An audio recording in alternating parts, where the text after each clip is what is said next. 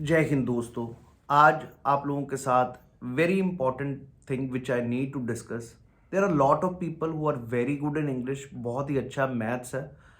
May be वो SSC की तैयारी कर रहे थे पहले से, बट एक जीएस एक ऐसा सब्जेक्ट है which is creating a problem for them, right. And today's topic is like, क्या जीएस को कैसे काउंटर किया जाए, क्योंकि बहुत सारे लोगों का सपना है as an they want to join these defence forces, but कहीं ना कहीं जीएस उनके रास्ते में आ जाता है and they are not able to qualify. They have the qualities, they feel like they can become an defence officer, but because of GS they are not able to reach there. तो कैसे इस GS को ना रोकने दिया जाए आपको lieutenant बनने से, इस पर आज का आप लोगों के साथ सेशन है जो डिस्कस करने जा रहा हूं। First of all be very clear कि जीएस में ये चीज़ कहना चाहूँगा, चाहे जैसा मर्जी बैकग्राउंड हो, चाहे आप साइंस बैकग्राउंड से हैं, चाहे आप नॉन साइंस बैकग्राउंड से हैं, किसी भी बैकग्राउंड से, चाहे आपके 40 से 50% के बीच में आपके ग्रेजुएशन में नंबर है, आप फिर भी जीएस को आराम से कट ऑफ इजीली क्लियर कर सकते हैं। मिनिमम मार्क्स जो 20 मार्क्स है उससे ऊपर आप इजीली स्कोर कर सकते हैं, but with the right mindset and right strategy. इस समय अगर आपके पास रह गए हैं total 60 to 64 days, even then you can crack this exam by following the mantra which I am going to tell you. There are three most important things which one aspirant should see. Number one thing, they should be able to understand what is the difference between the SSC का GK और अपना UPSC CDS का GS. Majority of aspirants who are preparing for CDS, they are not able to understand the difference here. और वो difference मेरे या किसी और एजुकेटर के आने इस पे ऑनलाइन प्लेटफॉर्म्स पे या यूट्यूब पे बताने से नहीं डिफरेंस क्लियर होगा। आप खुद जब देखोगे previous year questions, then you will be able to understand what is the difference. The major difference which you will find is basically जो जीएस आईएएस का या सीडीएस का है वो तकरीबन मिल सकता है, बिकॉज कंसेप्चुअल्स पूछे जाते हैं। लेकिन अगर सेम चीज उस पेपरों में देखें, कौन से में, एसएससी पेपर्स में, they ask you the factual knowledge. Factual ऐसा कि भाई कहां पर कौन सी चीज है, कितनी हाइट है, ये चीजें तो यहीं पर क्लियर होता है। और मैं फिर से कह रहा हूं जी, सीडीएस का जीएस मुश्किल है ही नहीं, एसएससी का जीएस फिर भी मुश्किल है। सिर्फ और सिर्फ एक सही तरीका, मेंटर आपको सही मिला हो, that will make you clear this exam. Same is the case of NDA GS also, remember this. Example भी देना चाहूंगा यार, शायद आपने पढ़े हैं कि ज्योग्राफी में लैंडफॉर्म्स होते हैं और वो लैंडफॉर्म्स कभी याद ही नहीं हो सकते। हमें सिर्फ उतना देखना जो पेपर के रेलेवेंट है, तो आपको लैंडफॉर्म्स कभी भूलेंगे नहीं। इरोजनल कौन कौन से हैं, डेपोजिशन कौन से, उनके नाम पता हो। सेम चीज कॉपन क्लासिफिकेशन है, बंदा चैप्टर पूरा पढ़ता रहे एनसीईआरटी का तो भी आपके पेपर में आंसर नहीं होते। लेकिन अगर आपने मेरे 5 मिनट या 10 मिनट की क्लास देखी है इस यूट्यूब चैनल पर, तो आपका कोई भी क्वेश्चन कॉपन क्लासिफिकेशन हर बारी एनडीए सीडीएस सीएपीएफ कहीं ना कहीं बजा होता है, you can crack it.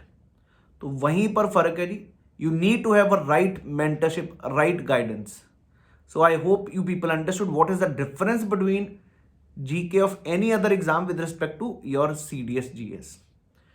Geography में अगर मैं बता रहा हूं, उसी तरह पॉलिटी में मनी बिल है, कॉन्स्टिट्यूशन अमेंडमेंट बिल है, इन पे क्वेश्चन, या स्टेट रीऑर्गेनाइजेशन, इन तीनों में से एक क्वेश्चन आता ही आता है। UPSC is fond of putting up the questions.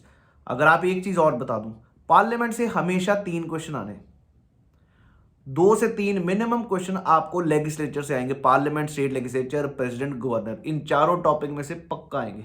और अगर आपने पार्लियामेंट प्रेसिडेंट पढ़ा तो स्टेट लेजिस्लेचर, गवर्नर जो है आराम से साथ साथ ही कवर हो जाता है जी। यहां पर आपकी स्ट्रेटेजी मायने रखती है, कैसे आप पकड़ रहे हो उस टॉपिक को, कैसे आप देख रहे हो, और वो कहीं ना कहीं आपको जैसा दिखाया जाएगा वैसे आप देख पाओगे। मैंने आप लोगों के साथ काफी इंटरव्यूज रखी हैं इस चैनल पर, आपको मिली भी होंगी। आपको अपने आप समझ आता है क्या चीजें कवर करनी है, कैसे कवर करनी है। अगर वो चीजें बन जाए तो there is no ending. Another important part, कोशिश करें जितना हो सके प्रीवियस ईयर क्वेश्चंस को फोकस करें। जितना हो सके प्रीवियस ईयर पेपर्स को देखकर अगर पढ़ना शुरू करोगे, क्या पूछ रहा है क्या नहीं, आपको अपने आप समझ आ जाएगा। एक और एग्जांपल देता हूं, लेट्स सपोज आप साइंस के स्टूडेंट हैं, आप बायो पढ़ रहे हो। बायो के डायग्राम्स में ना जो वहां पर एग्जांपल्स, ये एक एग्जांपल ले रहा हूँ, प्लांट किंगडम, एनिमल किंगडम, तो वहां पर एग्जांपल्स दिए तो वो साइंटिफिक नाम है। जैसे फॉर एग्जांपल ब्रायोफाइट्स में उसके एग्जांपल दिए Riccia, right, then you have given example is Marchantia, ये एग्जांपल है वहां पर। और ये साइंटिफिक नेम हमें याद करने हैं या नहीं, ये हमें पता हो तो आप बिल्कुल उस दिशा में जाएं, उस रास्ते में जाएं। लेकिन अगर आपको कहीं पता ही नहीं है, आप पढ़ रहे हो पर पता ही नहीं क्या याद करना क्या नहीं, that is what a problem is with you in GS part. Otherwise this examination is a very easy exam, trust me. मैंने उन एस्पिरेंट्स को क्लियर करते देखा जो बिल्कुल ही बैकग्राउंड ऐसा, कोई स्पोर्ट्स में टोटली इन्वॉल्व है, नॉट इन स्टडीज, कुछ ऐसे हैं जिनका बैकग्राउंड ऐसा जो बिल्कुल रूरल बैकग्राउंड से है, they have been able to crack this exam with my right strategy and right mindset. So I feel the things are very easy, only thing is आपको उस रास्ते पे डालना है। एक बार अगर आप उस रास्ते पे डल गए तो अपने आप ही चीजें एक्वायर होती हैं। Another important aspect with respect to GS part का बात करूंगा। साइंस में जैसे मैंने आपको बताया कि बायो में साइंटिफिक नाम्स दिए हुए हैं अलग अलग, इवन टिश्यूज के टॉपिक में दिए कुछ ना कुछ, वहां से क्वेश्चन आना है। और जब आप प्रीवियस ईयर पेपर, मैं दो तरीके से आप लोगों के साथ डिस्कस करता हूं, एक तो टॉपिक वाइज और एक ईयर वाइज। ईयर वाइज और टॉपिक वाइज करने का फर्क समझने। ईयर वाइज को जब आप देखते हो तो आपको समझ आता है इस सब्जेक्ट में से कहां से एक साल में टॉपिक्स आ रहे हैं। और ये पाया गया, जैसे अगर हम ज्योग्राफी की बात करें तो भाई पहले फिजिकल ज्योग्राफी क्लाइमेटोलॉजी से 2 से 3 क्वेश्चन मस्ट हैं, आने ही आने हैं। जियोमॉर्फोलॉजी से 2 से 3 क्वेश्चन आने ही आने हैं। ओशनोग्राफी से कोरल से आ जाएगा, ओशन करंट से आ जाएगा, कुछ ना कुछ क्वेश्चन बनेंगे और आते हैं। In the same way Indian geography में फिजियोग्राफी, रिवर सिस्टम क्वेश्चंस बनते हैं।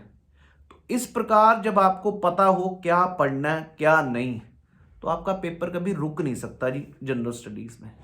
क्योंकि मैं ये भी एक चीज, सबसे बड़ी एक बहुत बड़े सारे एस्पिरेंट्स की गलती ये है that you start covering whole of the GS for the preparation.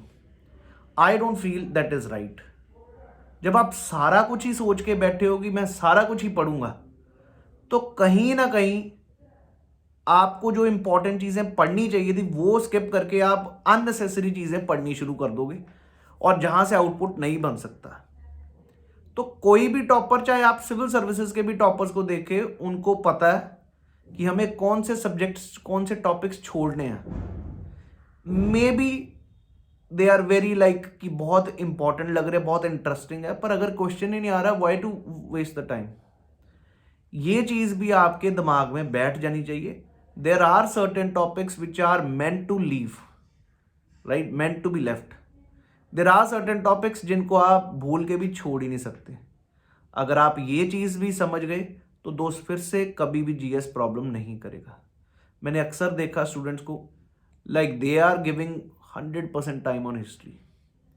मैं ये नहीं कहूंगा कि छोड़ दीजिए, may be it is interesting to you, आपका शायद ऐसा मन है कि आपको याद भी होता है, पर एक चीज तो समझना पड़ेगा ना, आप प्रीवियस ईयर पेपर से जज कर पाओगे हिस्ट्री पढ़ के कि कितने क्वेश्चन हो पा रहे हैं।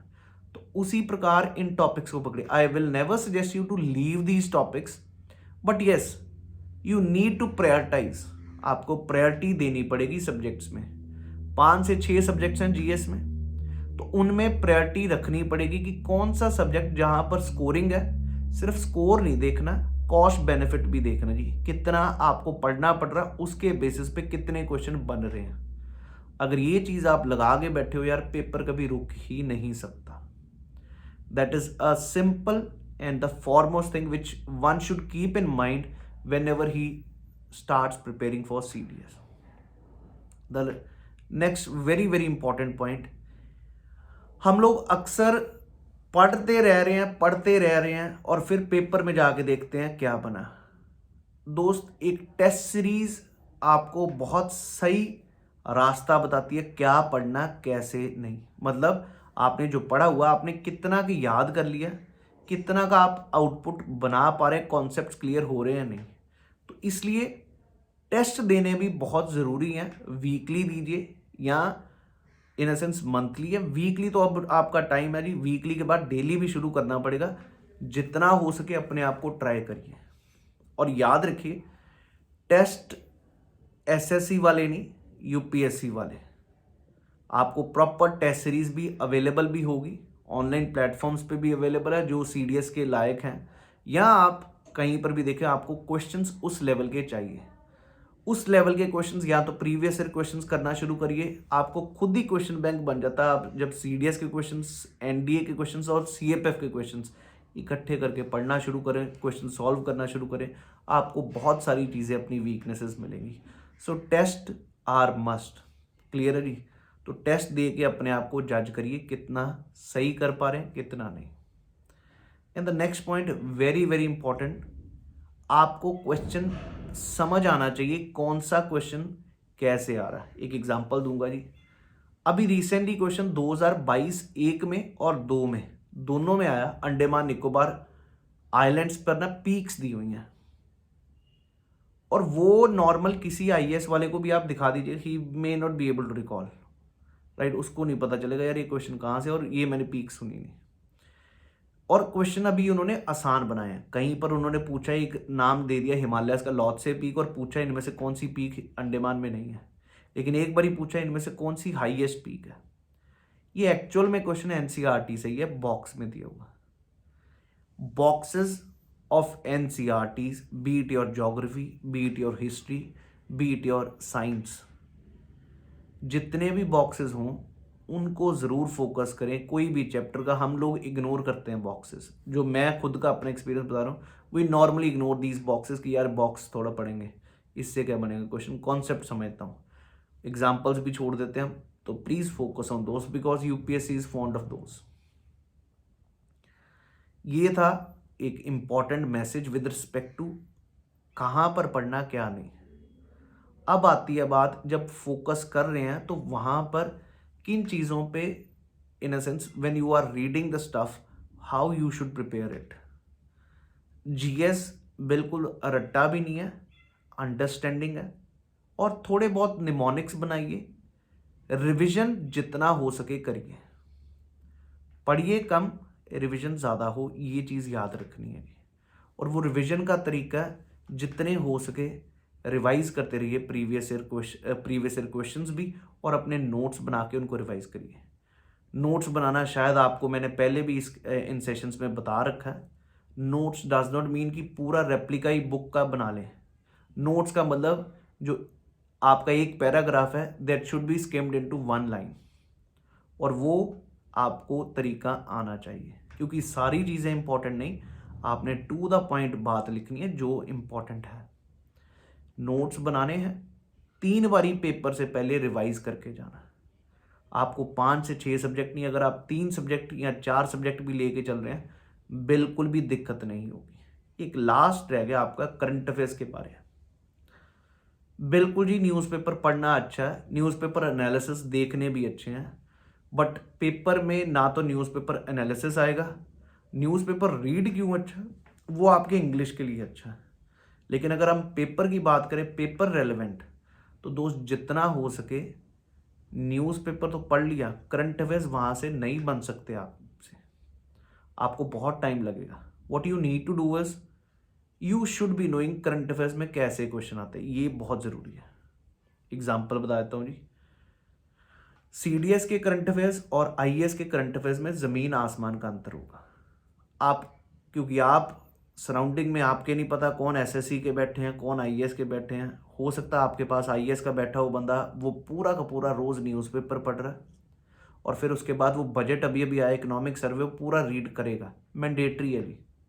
क्योंकि वहाँ पर प्रीलिम्स के बाद मेंस भी देना, मेंस पे भी क्वेश्चन आ जाते हैं इकोनॉमिक सर्वे पे, और इवन प्रीलिम्स में भी आ जाते हैं क्वेश्चन। बट सीडीएस में ऐसा नहीं है। बहुत सारा स्टूडेंट ये सोचता है यार economics is very important for CDS. No, CDS defence services है।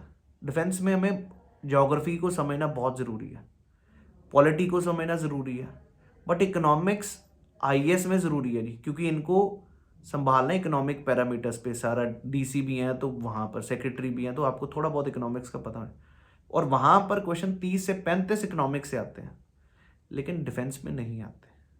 ये चीज़ समझना ज़रूरी है जी।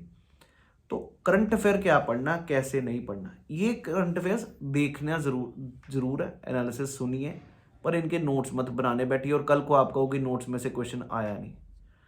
करंट अफेयर्स का, पर्सन एंड न्यूज़, ऐसे टॉपिक्स आते हैं। अगर आप पिछले 3-4 साल का एक देखोगे ना पेपर का पैटर्न, तो यहाँ पर आपको क्वेश्चन एक पक्का आता है कि कोई भी नए देश का राष्ट्रपति अगर बना हो ना, किसी देश का नया राष्ट्रपति, वो क्वेश्चन पक्का आ जाता है। ये मैंने पिछले 3-4 साल के CDS के पेपर, CFF के पेपर में देखा। अवार्ड सेक्शन से क्वेश्चन आता ही आता है। अब अवार्ड्स भी ढेरों इकट्ठे होते हैं, राइट। दुनिया में कहीं ग्रैमी अवार्ड्स मिल रहे, कहीं पर कुछ मिल रहे, जनता वो भी याद करना शुरू कर देती। भाई वो लिस्ट पूरी याद करनी ही नहीं है। करना बैठोगे तो फ्रस्ट्रेट हो जाओगे, पागल हो जाओगे, पर पेपर में नहीं बनेंगे। और ना करना पूरी लिस्ट। हाँ, अगर किसी इंडियन को मिला देन इट इज़ फाइन, ये चीज़ याद रखिएगा। अगर सेम चीज़ पद्म भूषण, पद्म विभूषण, वो लिस्टें याद करने बैठोगे आप बिल्कुल फ्रस्ट्रेट हो जाओगे। और मैंने ये भी देखा कि पढ़ाने वाला कहता है ये भी याद कर लो। मैं बिल्कुल नहीं कहूँगा जी याद करिए, सिर्फ देखिए। अगर कोई प्रोमिनेंट पर्सनैलिटी जो बहुत ज़्यादा न्यूज़ में रहती है, अगर वो है तो बस उसका देखिए। अदरवाइज नॉट एट ऑल कि आप सारे याद रखें, क्योंकि अवार्ड्स बहुत है, खेल रत्न ये। और मैंने एक पैटर्न देखा यूपीएससी में। यूपीएससी कुछ अवार्ड हैं जो बार बार पूछता है। दादा साहब फाल्के पूछता है, मैन बुकर्स प्राइज पूछता है, नोबेल प्राइज पूछता है, समझ रहे हैं जी। तो ये प्रोमिनेंट अवार्ड्स हैं जो पूछता है। ऐसे कुछ नहीं कि आप सब कुछ याद कर रहे हैं, भाई ये किसको मिला, ये किसको, not at all. This also you need to keep in mind. Next point for respect to awards तो बता दिए, स्पोर्ट्स में भी ऐसा ही है जी। स्पोर्ट्स में आए दिन कोई ना कार रेस चल रही है, Formula 1 कार रेस, और वो करंट अफेयर में है। इवन मैं भी करवा रहा हूँ, बट याद रखिए वो पेपर में नहीं आना। मैं क्लियर कट कह रहा हूँ, फिर से कह रहा हूँ, वो पेपर में नहीं आएगी। क्योंकि अगर आप कार रेसिंग के इवेंट्स ही देखो, साल में 100-200 से ज़्यादा है, ठीक है जी। आपने सिर्फ उस बंदे का नाम देख लिया, 2-3 याद हो गए, मैक्स वर्स्टैपन, बहुत है जी, more than enough for you to know, Lewis Hamilton नाम। बट ये कभी ना याद करने बैठिए कि ब्राज़ील ओपन कौन जीता, ये कौन ओपन जीता। ये आपको कोई भी नहीं बताता, ये भी मैं बता रहा हूँ, कोई भी नहीं बताता, बस पढ़ा देता है। ये पेपर में नहीं आने, समझ गए जी। लेकिन हाँ, स्पोर्ट्स से एक क्वेश्चन आएगा। अगर रिसेंटली फीफा वर्ल्ड कप हुआ, नेक्स्ट कहाँ पर होगा, ऐसा क्वेश्चन। इस बारी मैस्कट क्या था, कौन जीता, किस कंट्री से जीता, कौन गोल्डन बूट जीता, गोल्डन ग्लव, ऐसे क्वेश्चन आएंगे। तो आशा है कि ये भी समझ आ रहा है। क्रिकेट में कुछ भी जो इम्पॉर्टेंट है, ये बहुत इंपॉर्टेंट है समझना करंट अफेयर्स का, क्योंकि करंट अफेयर ही कई बार आपका इतना का टाइम खा जाएंगे that you will start feeling. और आपको यहाँ पर मतलब करंट अफेयर सर्च कर लीजिए यूट्यूब पे, एक चैनल ही मैं कहूँगा लाख चैनल मिल जाएगा आपको यहाँ पर करंट अफेयर का ही। लेकिन आपको ये नहीं पता कौन सा करंट अफेयर किस एग्ज़ाम के लिए। ये चीज़ बहुत ज़रूरी है समझना दोस्त, क्योंकि पेपर को समझना ज़रूरी है। इस कारण कहीं ना कहीं आप चूक रहे हैं हर बारी पेपर पार करने में। तो ये जो 2 महीने रह चुके हैं, बिल्कुल अपने आप को पॉजिटिव रखिए। अगर आपने फॉर्म भरा हुआ है तो paper easily you can crack it. It's very easy, definitely with the right guidance, with the right strategy you can follow me everywhere wherever you are. I am available on Unacademy, so just check out these results, check करिए, आपको अपने आप समझ आ जाएगा कि paper मुश्किल नहीं है, सिर्फ डायरेक्शन सही मिली हो तो पेपर इजीली क्रैक होता है। I hope you people understood how to crack GS, and this cannot stop you from becoming a defense officer. Thank you. Jai Hind.